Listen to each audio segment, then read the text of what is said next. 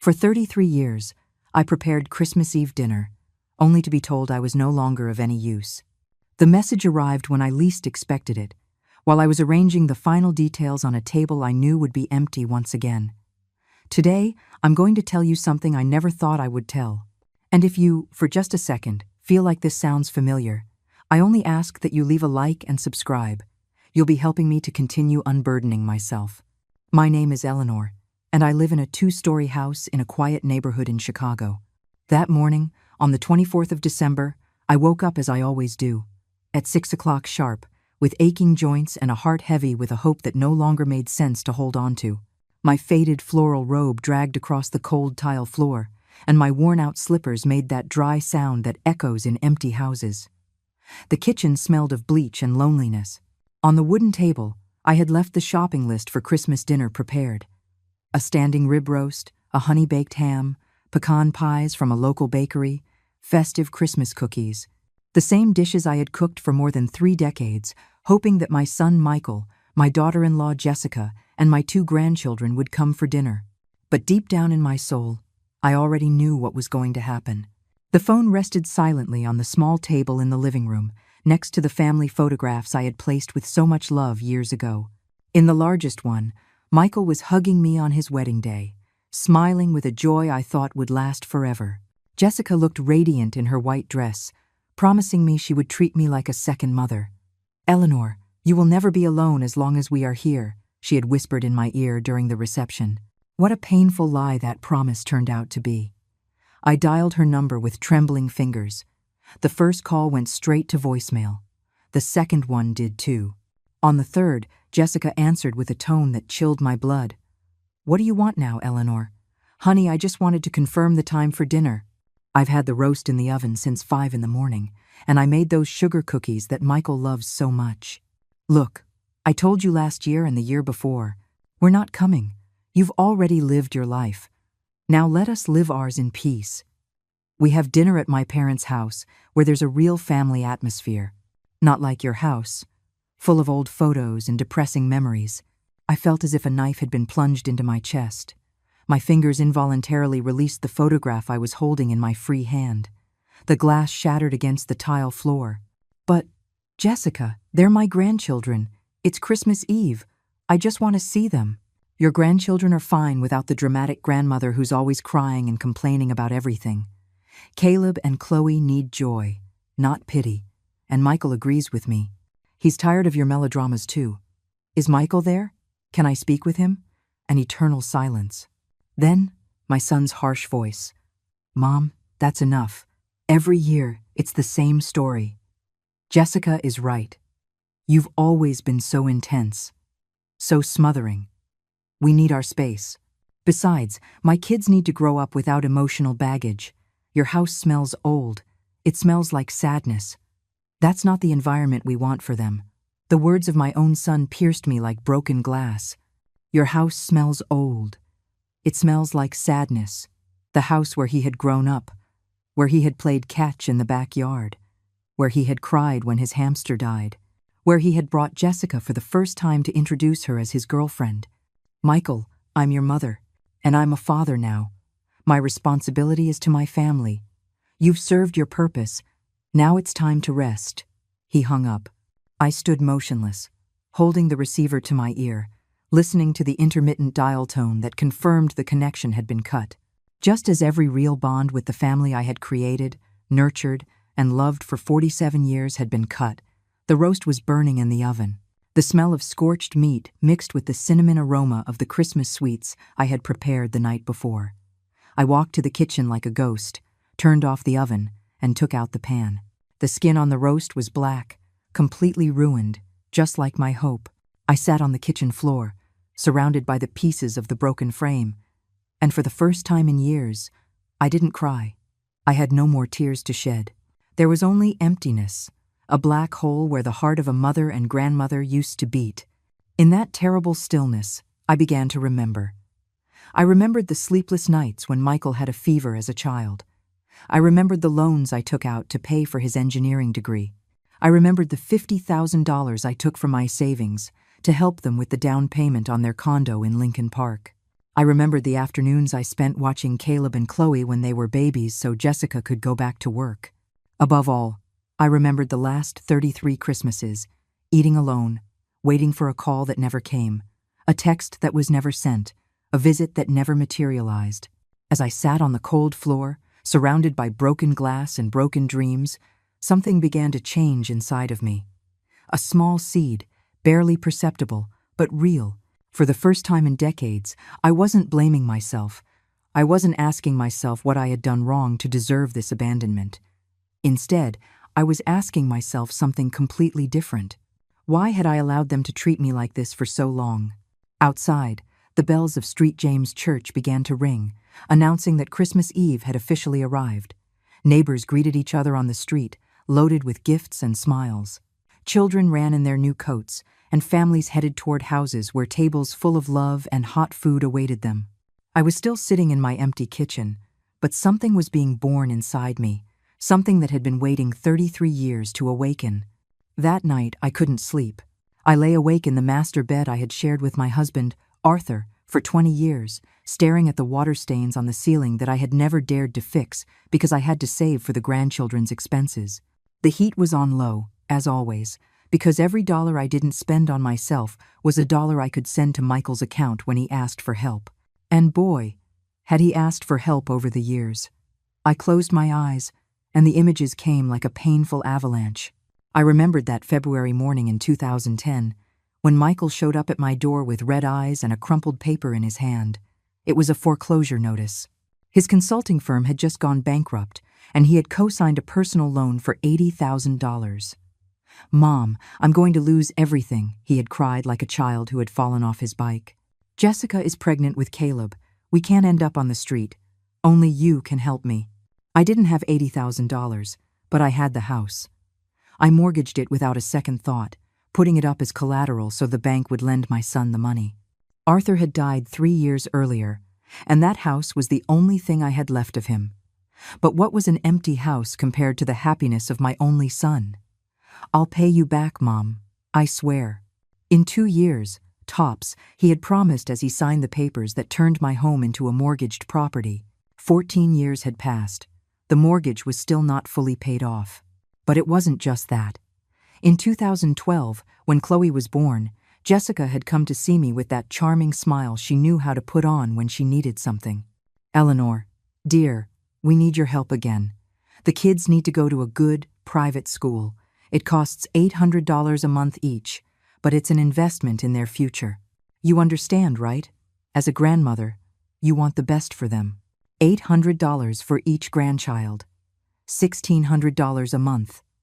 My widow's pension was $950 monthly. I had to find a job cleaning offices at night, at the age of 62, to supplement the expenses. My knees were destroyed going up and down stairs. My back bent from carrying buckets of water. But every month, I punctually transferred that $1,600 so Caleb and Chloe could go to the best school in the area. "It's temporary, Eleanor," Jessica would tell me every time I mentioned how hard it was to keep up that pace. "Michael is going to get a promotion soon, and then we'll be able to handle it ourselves." The promotion never came. Or it came, but there were always new expenses. The school uniforms, the private English lessons, the extracurricular activities, summer camp on the East Coast, always something more. I sat up in bed and walked to Arthur's desk, where I kept all the receipts and transfer slips in an old shoebox. I opened it with trembling hands and began to do the math. The yellowed papers told a story of limitless generosity and non-existent gratitude. March 2013, $3,000 for Michael's new car. "It's for his job, Mom. A consultant needs to project a good image." July 2014, $5,000 for the family vacation to Florida. "The kids need to breathe the sea air, Eleanor. It's for their health." December 2015, $2,500 for Christmas presents. "We want Caleb and Chloe to have a special Christmas, like the ones you gave us." A Christmas I spent completely alone because they were too tired after opening the presents I had paid for. The numbers danced before my tired eyes. In total, over 14 years, I had given my son and his family more than $200,000. $200,000 that had come from my home's mortgage, from my life savings, from the extra hours working as a cleaner until I was 70, from dinners of canned tuna so I could save every penny. And yet, when I called to ask them to visit, they always had excuses. Michael was too busy with work. Jessica had a migraine. The kids had homework. The traffic was impossible. It was raining too hard. It was too hot. I remembered the last time they had come to the house. It had been in April, 8 months ago. Jessica had walked in with that expression she made when she disliked something, barely touching the furniture with her fingertips as if it might infect her. "Eleanor, this house urgently needs a renovation," she had said, wrinkling her nose. "It smells musty. The furniture is outdated, and the kitchen looks like it's from the 70s. The kids get bored here. There's no Wi-Fi, no flat-screen TV. There's nothing they like." She had paused, looking at the photographs of Arthur I had on the sideboard, and had added with a sigh of annoyance, "Besides, all these pictures of dead people and memories of the past make them sad." Caleb asked me why his grandmother lives surrounded by ghosts. Michael had remained silent, looking at his cell phone, occasionally nodding at his wife's words. When he finally spoke, it was to deliver the final blow. "Mom, maybe you should think about selling this house and moving into a nursing home. You'd have more company, you'd be with people your own age, and we wouldn't have to worry about you constantly." Worry about me? When had they shown the slightest concern for my well-being, my loneliness, my health? That visit had lasted exactly 45 minutes.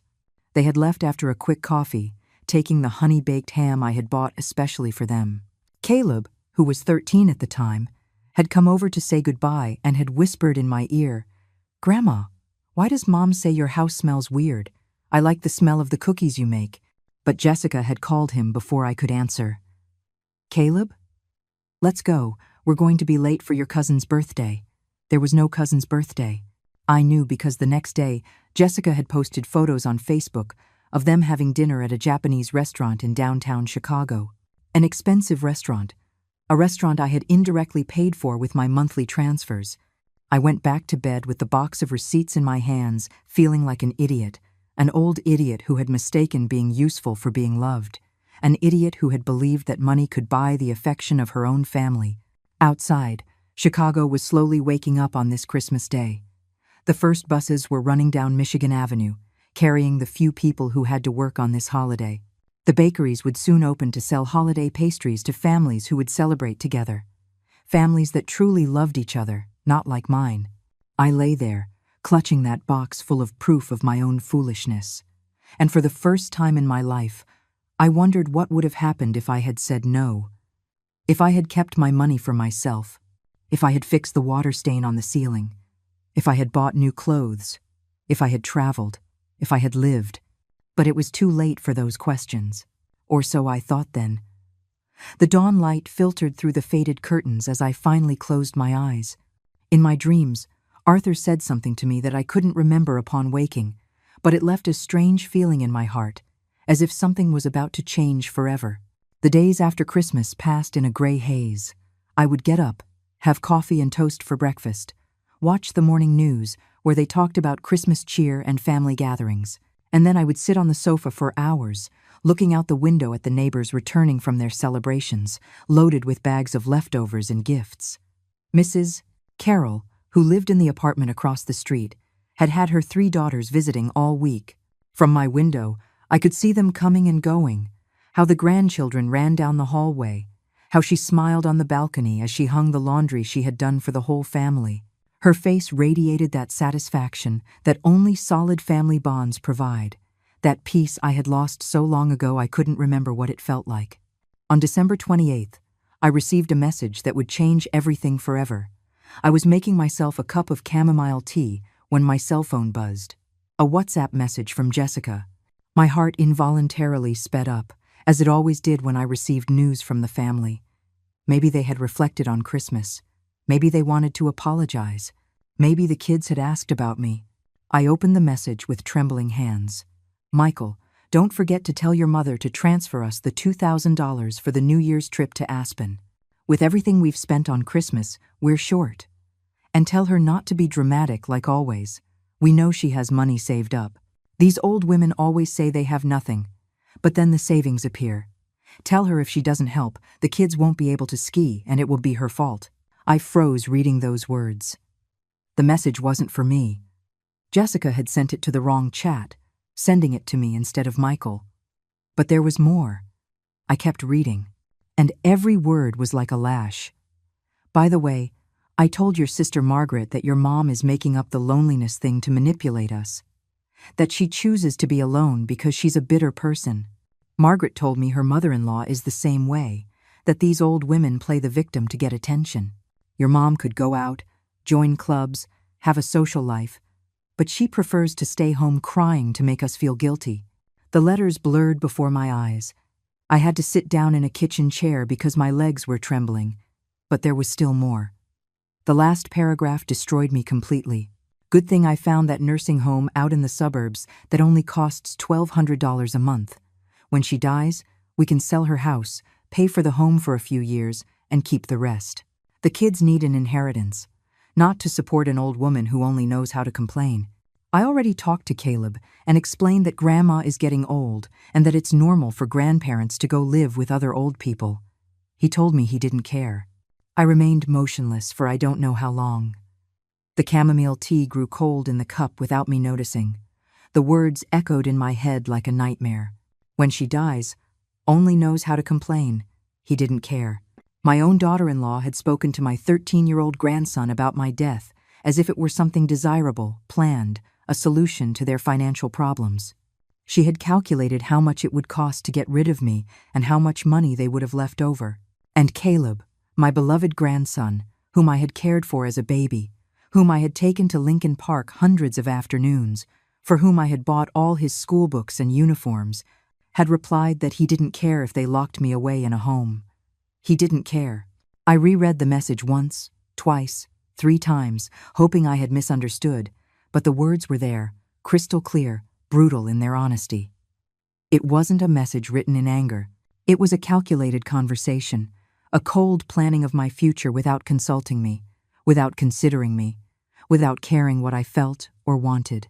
This old woman, they had called me, as if I were no longer Eleanor, as if I were no longer a person with a name and feelings, just an annoying obstacle to be moved out of the way. The phone fell from my hands and crashed onto the kitchen floor. The screen spiderwebbed with cracks, but it kept working like me, broken, but still functional. I stood up slowly and walked to the mirror in the entryway. The woman looking back at me was 75 years old, with deep wrinkles around her eyes, gray hair pulled back in a simple bun, the comfortable but disheveled clothes of someone who has stopped taking care of herself because no one is looking. She was a woman who had aged serving others, giving herself to others, sacrificing for others, and others had discarded her like an old piece of furniture that was no longer useful. But in that moment, looking at myself in the mirror, something shifted inside me. It wasn't a sudden or dramatic transformation. It was like tightening a nut that has been loose for years. Suddenly, it clicks and stays in place. I went back to the kitchen, picked up the broken phone, and dialed Michael's number. He didn't answer. I called again. Nothing. On the 3rd call, he picked up, his voice irritated. "What is it, Mom? I'm in an important meeting." I received a message from Jessica that wasn't for me, I said with a calmness that surprised even myself. There was a long silence. Too long. "I don't know what you're talking about," he finally muttered, but there was panic in his voice. "I know about the nursing home in the suburbs. I know about selling my house when I die. I know you told Caleb that he didn't care if they put me away." Another silence. Then his voice changed. It became aggressive, defensive. "Mom, don't be so dramatic. Jessica was just thinking about your well-being. You can't keep living alone, and we can't be constantly looking after you. A nursing home would be best for everyone. Best for everyone, or most convenient for you? Mom, please, don't turn this into a Greek tragedy. You're old, you need care, and we have our own responsibilities. The kids, work, the mortgage. The mortgage I had been paying for years. The children I had been supporting. The job he had saved with my money. And the $2,000 for Aspen? I asked. He was quiet again. When he spoke, his voice was different, cold, like Jessica's. "Mom, if you don't want to help us, Just say so. But don't make us feel guilty for living our lives. We've done enough for you. Enough for me? Yes. Enough. We call you when we can. We visit when we have time. Not all children do that. You should be grateful, instead of constantly complaining. He hung up. I stood there in the kitchen, the cracked phone in my hand, and for the first time in 33 years of abandonment and humiliation, I didn't cry. I didn't blame myself. I didn't make excuses for their behavior. Instead, I walked to the living room and sat in Arthur's armchair. I looked at the family photos that Jessica said depressed the children, the memories she considered ghosts of the past. And then I made a decision that would change everything. I opened the drawer where I kept my address book and looked for a number I hadn't dialed in years. My sister-in-law, Margaret's, Arthur's sister, who lived in Denver. Margaret, who had lost touch with me when Arthur died, but had always been a strong, independent woman. I called her. Eleanor? What a surprise. How are you? For the first time in decades, I decided to tell the whole truth. Margaret listened in silence for 40 minutes. I told her everything. The 33 lonely Christmases. The $200,000 I had given Michael, Jessica's mistaken message. The phone call where my son had hung up on me. When I finished, there was a long silence on the other end of the line. Eleanor, for God's sake, she finally murmured. How could you put up with that for so long? Because they're my family, Margaret. They're all I have left of Arthur. No, Eleanor. All you have left of Arthur is yourself, and that strong woman I knew years ago. The one who worked at the textile mill and raised Michael on her own when Arthur was working night shifts at the hospital. That Eleanor would never have let herself be walked all over like this. Her words hurt because they were true. There was a previous Eleanor, a woman who made decisions, who knew how to say no, who had dignity. When had that version of me disappeared? What do I do now, Margaret? I don't even know who I am anymore. Tomorrow, you get on a flight and come to Denver to stay with me. You need to get away from that toxic situation and think clearly. You have my home, my couch, and all the time in the world to decide what to do with the rest of your life. But I didn't have to wait until the next day for my family to react. 2 hours after hanging up with Margaret, the calls started. The first was from Michael, with a syrupy voice I hadn't heard in years. Mom, forgive me for how I spoke to you earlier. I've been so stressed with work. You know how it is this time of year. Jessica explained the message to me. It was a misunderstanding. She was joking with her sister. You know how she is. Always exaggerating when she talks. Joking about putting me in a nursing home and taking my inheritance. Mom, please, don't see it that way. Jessica loves you very much. She just doesn't express herself well sometimes. Look, why don't you come over for dinner tomorrow? We'll make that lasagna you love, and we can talk everything out calmly. It was the first invitation I had received in 8 months. What a coincidence that it arrived right after I discovered their true intentions. No, Michael, I'm not coming. What do you mean you're not coming? Mom, we're family.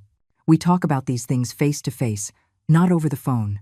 Families don't secretly plan to put their mothers in nursing homes. Families don't calculate how much money they'll inherit when their parents die. Mom, you're misinterpreting everything. Jessica was being honest for the first time in years. And so were you. When you told me I had done enough for you, I hung up before he could respond. The second call came an hour later. It was Jessica, and for the first time in years, her voice sounded nervous. Eleanor, dear, there's been a terrible misunderstanding. That message wasn't what it seemed. I was talking to my sister about her mother-in-law's situation, not about you. You know how WhatsApp is. Sometimes conversations get mixed up. Jessica, the message clearly said, tell your mother. It talked about my grandchildren, my house, Caleb. Oh, Eleanor, you always take everything the wrong way. Always looking for conflict where there is none. Look, why don't you come over tomorrow and we'll clear everything up? Caleb is asking about you. Caleb, my 13-year-old grandson who, according to her, said he didn't care if they locked me away, was actually asking about me? Because according to your message, he doesn't care what happens to me. Eleanor, Caleb is a teenager. You know how they are. But deep down, he loves you very much. In fact, he asked me to invite you for New Year's Eve. You're lying, Jessica. You lie as naturally as you breathe. There was a tense silence. Then, Jessica's voice changed completely. It became cold, calculating, real. Look, Eleanor, let's be honest. You're old. You live alone and you need help. We have our own responsibilities, and we can't be constantly looking after an old woman who complains all the time. A nursing home would be the best thing for everyone. You would be cared for. We could live in peace. And the children wouldn't have to carry the guilt of a depressive grandmother. And you two could keep my house. Your house needs over $50,000 in renovations. Frankly, it's more of a burden than a benefit. But yes, if you weren't here, we could sell it and use the money for the children's future. Don't you think that's more useful than maintaining an empty house for a woman who won't be living much longer? Her words cut through me like blades. A woman who won't be living much longer. She spoke of me as if I were already dead. You're a monster, Jessica. I'm practical, Eleanor, and you should be too. Stop clinging to a life that no longer makes sense and allow your family to move on. This time, she was the one who hung up.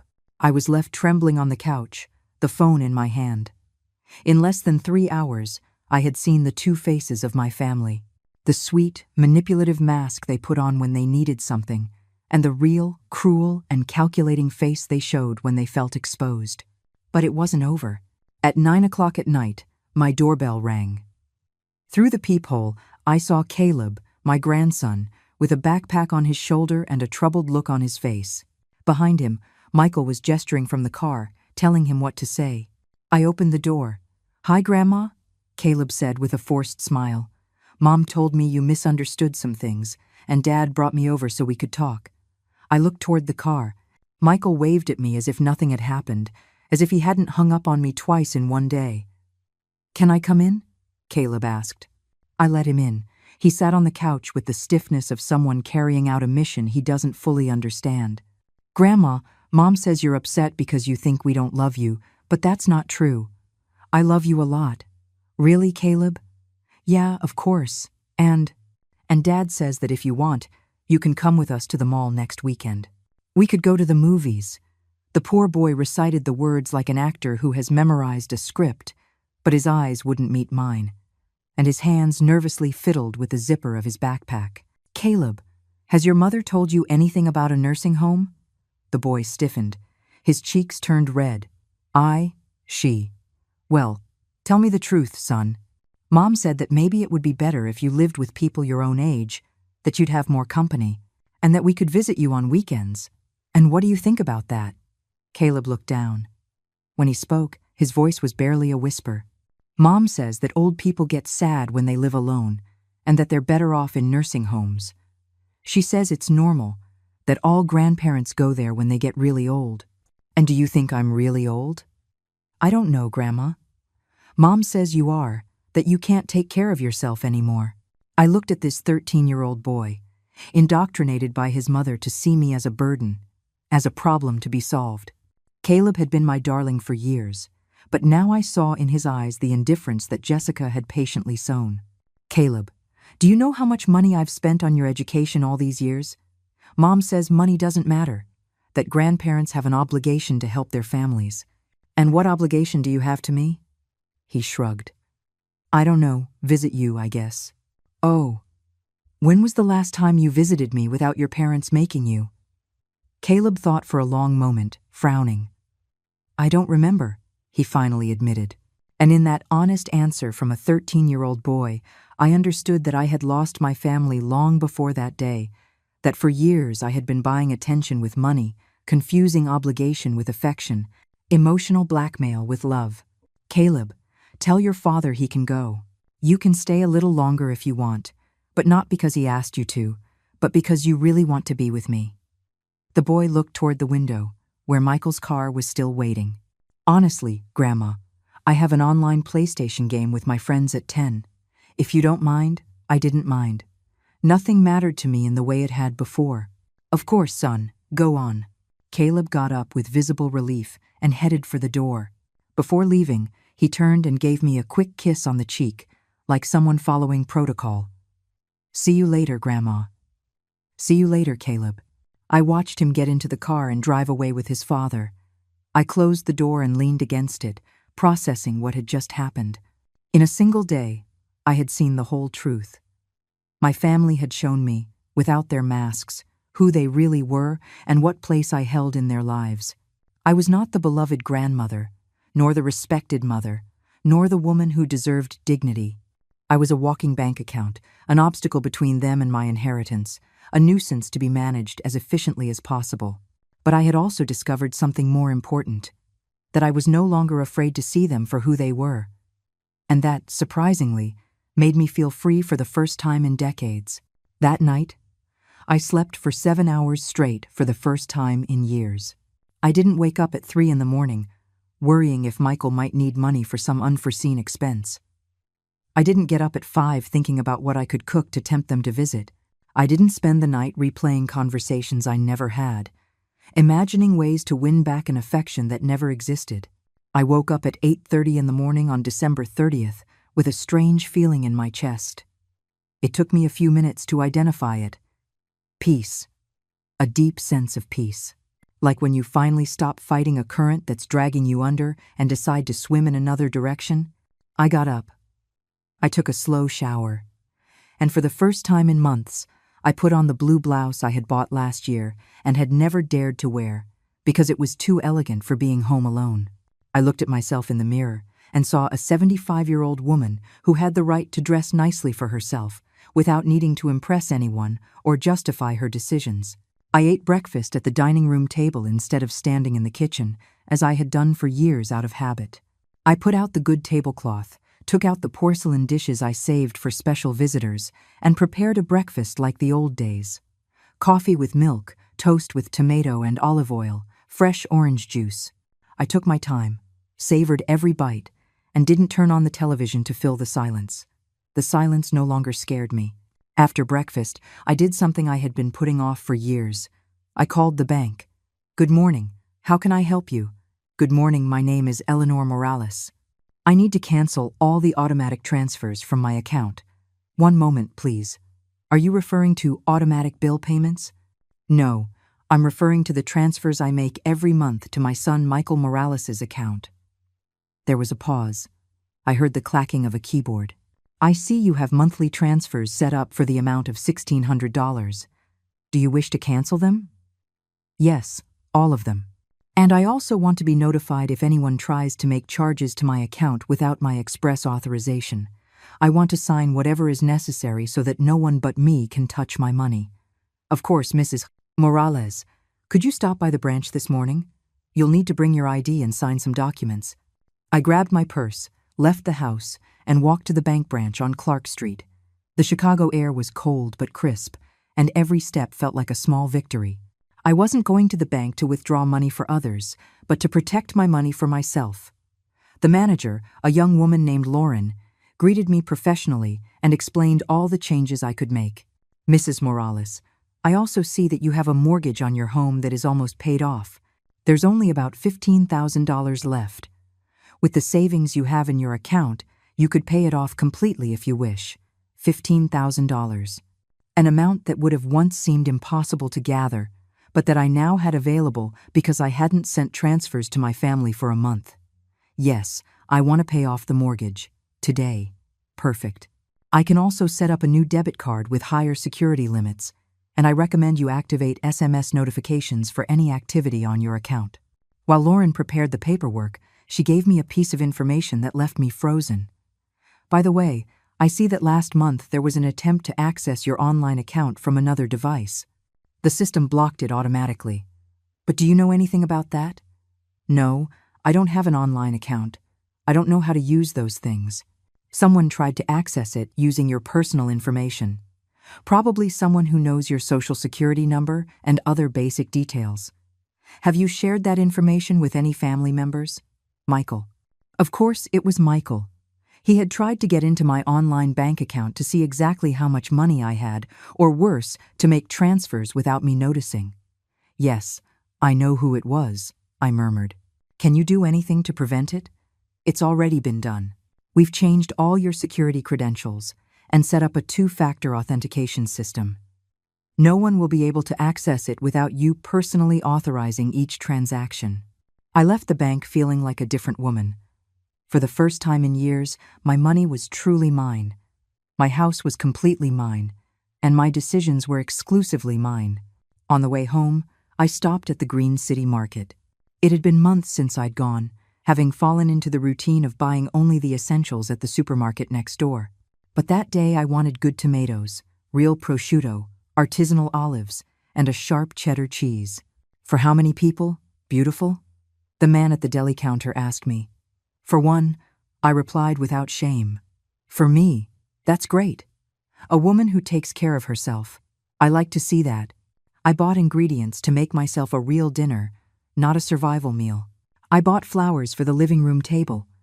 I bought a bottle of red wine because I felt like having a glass with dinner and didn't have to explain myself to anyone. When I got home, the bags were heavy, but it was a pleasant weight. The weight of having chosen, of having indulged, of having decided to give myself the luxury of eating well without guilt. I put the flowers in a vase that had been stored in a closet for years. The living room was instantly transformed. It was no longer the sad room of an abandoned woman, but the welcoming space of a woman who had decided to take care of herself. At 2 p.m, the phone rang. Michael. Mom, I just spoke with the bank. They told me you canceled the transfers. That's right. May I ask why? Do you know that Caleb starts the new term in 2 weeks and needs new books? Caleb and his books are his parents' responsibility, not mine. Mom, you can't do this. What's going to happen with the school? With the house expenses? I don't know, Michael. It's not my problem anymore. Of course it's your problem. We're your family. My family planned a future for me in a nursing home without consulting me. My family calculated how much money they would inherit when I died. My family told my grandson it didn't matter if they locked me away because it was normal for old grandparents to disappear. Mom, that was a misunderstanding. No, Michael, it was the truth. For the first time in years, someone told me the truth about what you think of me. So what are we supposed to do now? How are we going to pay for private school? You can send the kids to a public school. You can cut back on your expenses. You can work more hours. You can do what the rest of normal people do. Live within your means. Mom, don't be cruel.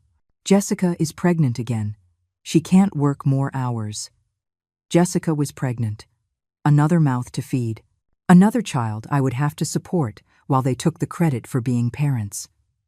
Congratulations, I said in a completely neutral voice. I hope you'll be very happy with your third child. Is that all you're going to say? Your new granddaughter or grandson will need things. Will have more expenses. Not will have. You'll have. I am no longer part of that equation. Mom, please, reconsider. You know we love you, but we need your help. You need me. You don't love me.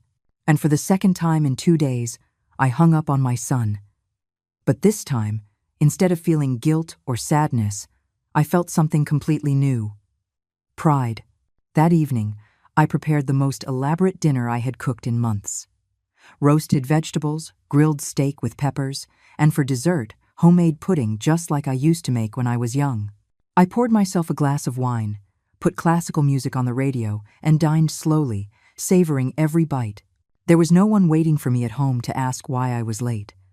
There was no one criticizing the food or comparing it to other places. There was no one asking me for money between courses. It was the first dinner in years where I felt completely present, completely in charge of my own life. After dinner, I took out a photo album I hadn't looked at in years. Photos of Arthur and me when we were young. Photos of our trips before Michael was born. Photos of happy moments when I didn't yet know that love could be used as blackmail. I had been a whole person before I became a mother. I had dreams, hobbies, friends. I had worked. I had traveled. I had been happy without needing to buy anyone's affection. That night, before going to bed, I did something I hadn't done in years. I planned the next day, not based on what my family might need, but based on what I wanted to do. Tomorrow I would call Margaret to tell her my decisions.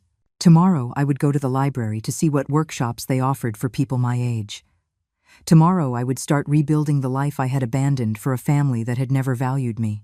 and for the first time in 33 years, I fell asleep smiling. December 31st dawned with a leaden gray sky that threatened rain, but I woke up with an energy I hadn't felt in decades. It was the last day of the year that had marked the end of my old life, and I wanted to close it with dignity. At 9 in the morning, my doorbell rang.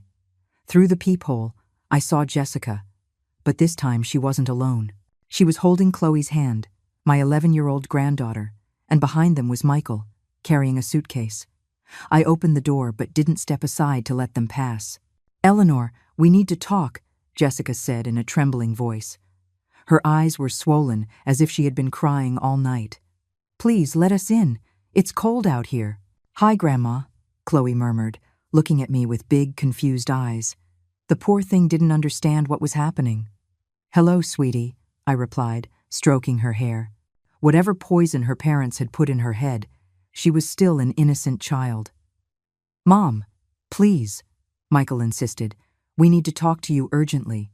I let them in, but this time I didn't run to the kitchen to make them coffee and cookies as I had for years.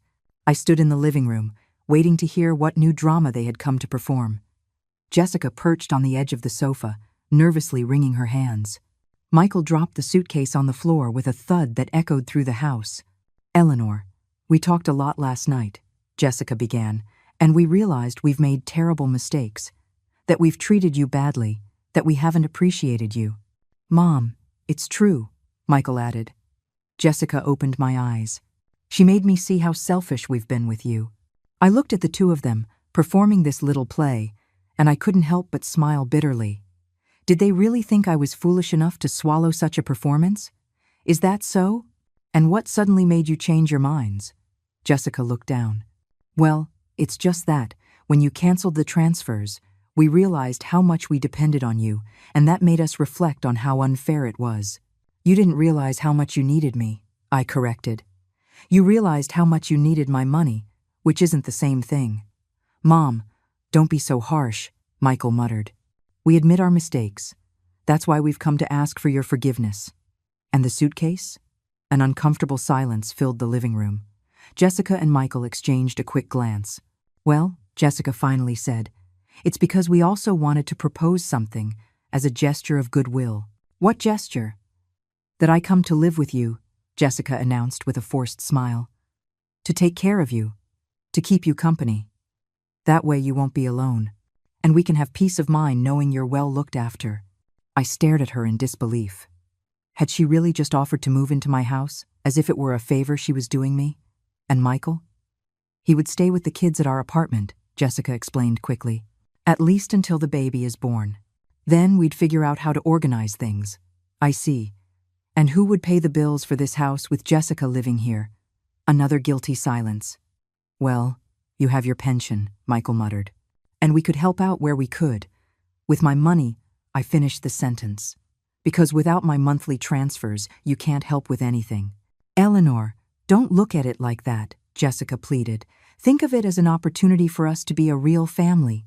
I would take care of the house, the shopping, the cooking, with my money, and you'd have company all the time," she insisted. "You wouldn't be lonely anymore. You wouldn't feel abandoned." I looked her straight in the eye. "Jessica, how long has it been since you've worked?" "What?" "Well, since Caleb was born, 13 years ago. But now I'm pregnant again, so 13 years without working. And now you want to come live in my house, have me pay all the bills, have me support you. And in return, you would do me the favor of keeping me company." It's not like that," she stammered. "Then what is it like?" Jessica fell silent. Michael cleared his throat. "Mom, the financial situation is very difficult. With the pregnancy, Jessica can't work, and my salary alone isn't enough to support the whole family. We thought that if she were here with you, we could save on a lot of expenses and I would support all of you. It's not supporting. It's sharing family resources." "Michael, have you ever supported me? Have you ever paid my bills, my food, my medicine, my utilities?" "Well, no, but have you ever taken me out to dinner at a restaurant, bought me clothes, paid for a vacation for me?" "Mom, we have a lot of expenses. The kids," The kids I've been paying for 13 years. The school I've financed. The vacations I've paid for. The mortgage I helped pay. Yes, but things are different now, Jessica interrupted. Now we really want to take care of you. Take care of me, or live off of me? Eleanor, don't be unfair, she protested. I would be here with you 24 hours a day. I'd cook the food you like. I'd clean the house.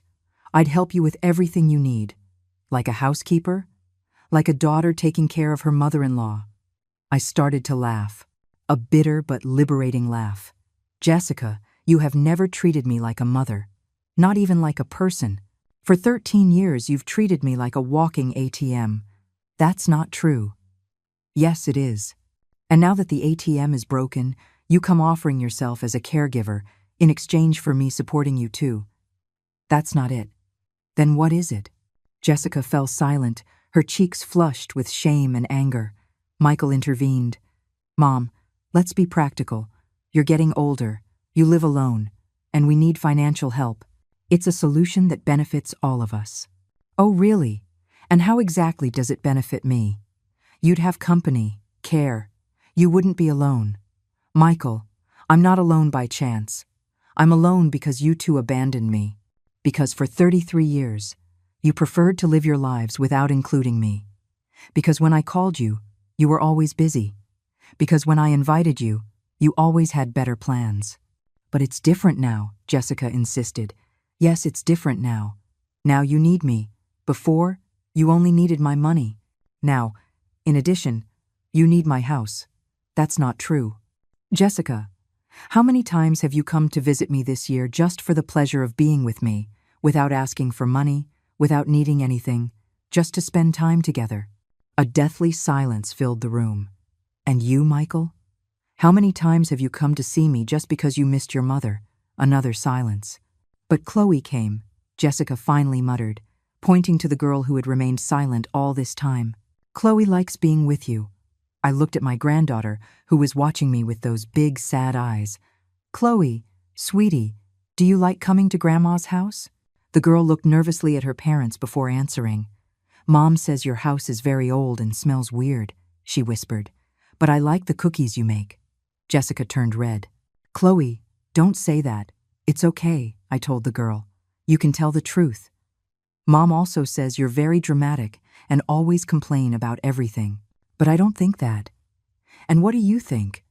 I think you're sad because nobody comes to see you. Out of the mouths of babes. Chloe had summarized in one sentence what her parents refused to acknowledge. You're right, sweetie.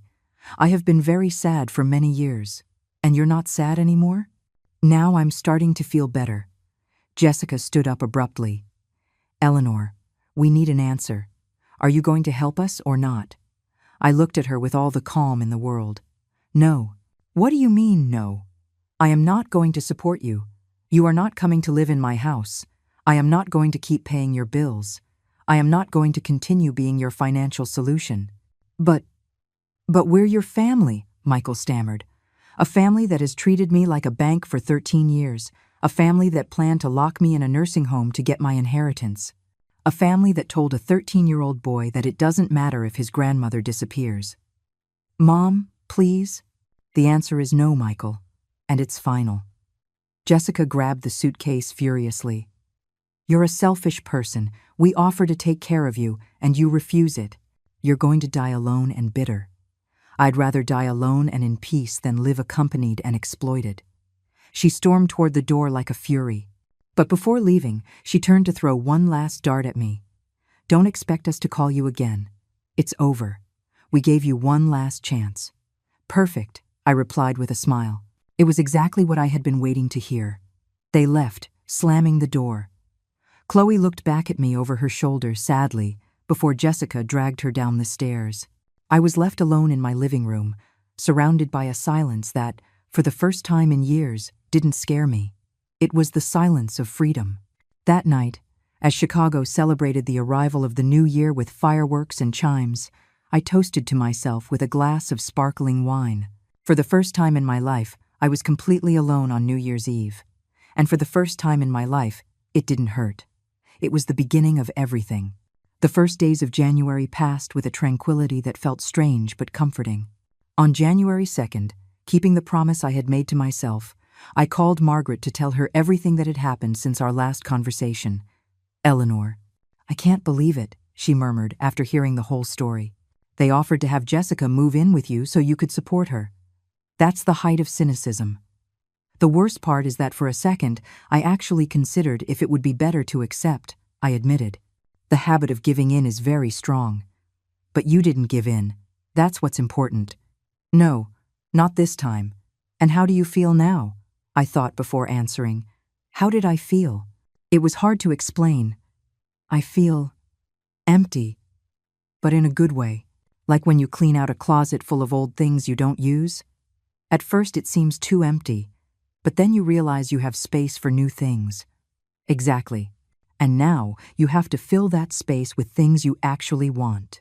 That same afternoon, I went to the public library. I hadn't set foot in one in over 10 years, since before Caleb and Chloe were born, and I became the family's official financial grandmother. The librarian, a mature woman with graying hair and a kind smile, greeted me enthusiastically when I explained that I wanted to find out about activities for people my age. "How wonderful. We have so many options," she said, pulling several brochures from a drawer. "A book club on Tuesday afternoons, a memory workshop on Thursdays, a basic computer class for seniors, an urban hiking group that meets every Saturday." As she spoke, I looked around. There were people of all ages reading, studying, browsing the internet. A group of older women were looking at cookbooks and laughing softly. 2 men were playing chess at a table by the window. It was an atmosphere of productive calm, of people doing things for the simple pleasure of doing them. "Can I sign up for several activities?" "Of course. In fact, I recommend you start with the book club. They meet tomorrow afternoon, and they're a very welcoming group. They're always delighted to have new members." I left the library with 5 brochures in my hand and a sense of anticipation I hadn't felt in years. I had appointments with myself, places to go that weren't the supermarket or the pharmacy, new people to meet who didn't know my story of family abandonment. On Tuesday afternoon, I arrived at the book club 5 minutes early. The chairs were arranged in a circle, and 6 people were already seated, chatting animatedly. A woman with platinum blonde hair and a contagious smile greeted me from across the circle. "A new face. How wonderful. Come, sit here with me. I'm Grace." "Eleanor," I introduced myself, taking a seat beside her. "First time at the club?" "First time at any club," I admitted. "I haven't done any social activities in years." "Well, it's great that you've decided to start.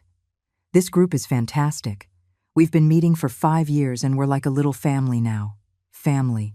The word gave me a slight shudder, but Grace continued talking, oblivious. "This month we're reading Like Water for Chocolate by Laura Esquivel. Have you read it?" "No, but I'd really like to." "Perfect. I have an extra copy at home. I can lend it to you." For the next 2 hours, I listened to a group of 8 people passionately discuss literature, recipes, family traditions, and the way food can express feelings that words cannot. They didn't talk about money, or family obligations, or who should support whom. They talked about things they enjoyed, things that moved them, things that made them think. "Eleanor, what do you think?" David, a man in his 70s with a white beard and intelligent eyes, suddenly asked me, "Do you think the protagonist had the right to choose her own life, even if it meant breaking with family traditions?" The question caught me off guard. It had been so long since anyone had asked my opinion on anything that it took me a few seconds to respond. I think we all have the right to choose our own lives," I finally said, "even though sometimes it takes a lot of work to realize you have that right." "Exactly," exclaimed Grace. "It took me 60 years to understand that. I was also one of those women who lived to please everyone but themselves. Until one day I decided enough was enough." At the end of the session, Grace walked me to the library door. "Eleanor, it was lovely meeting you. You have a very interesting perspective on things. Thank you. I really enjoyed it too. Would you like to get coffee on Thursday after the memory workshop? You can tell me what you thought of the book. I'd love that." I walked back home feeling light, almost floating. I had spent 2 hours talking with strangers, and it had been one of the best afternoons I could remember in years. No one had asked me for money. No one had criticized my house. No one had implied I was a burdensome nuisance. They had simply valued my opinion and wanted to get to know me better. That night, as I was reading the first pages of Like Water for Chocolate, the phone rang. Michael's number appeared on the screen. I let it ring until it went to voicemail. I had nothing to say to him. 5 minutes later, it rang again. I didn't answer that time either. On the third call, I decided to pick up. "What do you want, Michael?" "Mom, we need to talk." "No, we don't need to talk. I've already said everything I had to say. Mom, please, just listen to me for a moment. Things have gotten very complicated for us. The landlord raised our rent by $300 a month. And without your help, we can't afford it." "And?" "What do you mean, and?" "Mom, we're going to have to move to a cheaper apartment if you don't help us. The kids will have to change schools. They'll lose all their friends." "Michael, how old are you?" 45. "Why? Because you talk like a teenager. You're a 45-year-old man, married, with 2 children, and another on the way. It's your responsibility to solve your financial problems, not mine." "But Mom, you're my mother." "Yes, I'm your mother, not your financial savior. Grandparents have always helped their families. It's normal. What's normal is for parents to support their children until they're adults, not for mothers to support their sons until they die. Mom, please, don't be cruel. We just need you to help with the difference in the rent. It's $300 a month. To you, that's nothing. To me, that's $300 I could spend on myself." "On yourself? What are you going to spend $300 on?" "On whatever I please. On books, on theater, on travel, on new clothes, on restaurants, on all the things I haven't done for years because I was supporting your family." "Mom, that's so selfish." "Selfish. Michael, I have spent over $200,000 on you over 14 years. I mortgaged my house for you. I worked as a cleaner until I was 70 to pay for your children's school. I have given up having a life of my own to finance yours. And after all that, you have the nerve to call me selfish because I don't want to support you anymore. But we're desperate now. And I was desperate for 33 Christmases, waiting for a call from you that never came. And no one was concerned about my desperation. That's different. No, Michael, it's exactly the same. The difference is that you never put a price on my desperation. Mom, if you don't help us, it will be your fault that your grandchildren suffer." There it was again. The same old emotional blackmail. Guilt as a weapon of manipulation. My grandchildren are going to suffer because their parents don't know how to live within their means. Because you have taught them that there's always someone else who will solve their problems. Because you have given them a life of luxury you couldn't afford. Maybe a little reality will do them good. Maybe they'll learn what it means to value things when they aren't just handed to them. I don't recognize you, Mom. What's happened to you? What's happened is that I've woken up, Michael. What's happened is that after 75 years, I've understood that my life is worth living too. And what about us? What about you? You're adults. Solve your problems like all the other adults in the world. Mom, if you don't help us this time, we're never going to call you again. Perfect. That's exactly what I was hoping to hear. And for the 4th time in a week, I hung up on my son. But this time, instead of feeling sadness or guilt, I felt a sense of power I had never experienced before. For the first time in my life, I had put my own needs before others. For the first time, I had said no without apologizing. I returned to my book and my cup of tea. And I continued to read about a woman who cooked her emotions because she didn't know how to express them any other way. I had already begun to express mine with words, and it felt extraordinarily good.